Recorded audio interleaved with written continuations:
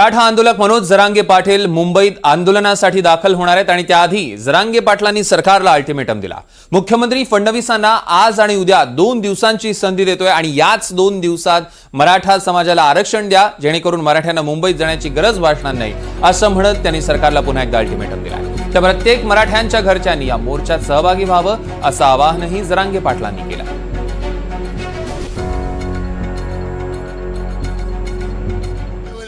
त्याच्या असले चिल्लर चाय करायला लावतो हे डीवायएसपी मराठीचं डीजे बंद पाडन, पुढे काहीच करण, शांततेत जात हे मही शांततेत मही जा मागणी करती। जरांगेने आरक्षणाची लढाई लढावी,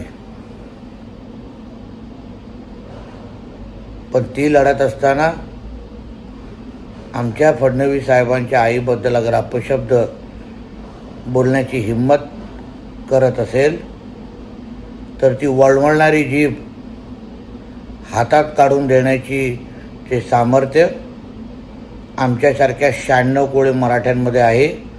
आणि तुम्हाला निवडणुका आल्या की राजकीय भांडवल फुटतं आणि आरक्षणाचं तुमची नौटंकी सुरू होते। जर तुम्ही याच्या पुढे देवेंद्रजी आणि त्यांच्या आईबद्दल एक अपशब्द जरी बोललात तर तुम्हाला तुमच्या भाषेत उत्तर द्यायला आम्ही कमी करणार नाही, हा माझा इशारा तुम्हाला आहे, हे समजून चाला।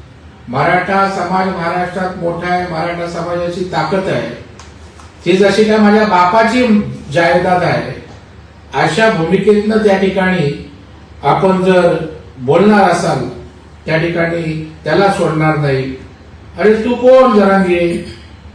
त्याच्यामुळे मला वाटतं आपल्या मर्यादेत या ठिकाणी राहा, नाहीतर जरांगे तुलाही आम्ही सोडणार नाही। मनोज जरांगे पाटील यांनी देवेंद्रजी फडणवीस यांच्या आईबद्दल अपशब्द वापरले। शिवराळ भाषेमध्ये देवेंद्रजींच्या आईबद्दल वापरलेले शब्द हे अतिशय चुकीचे आहेत।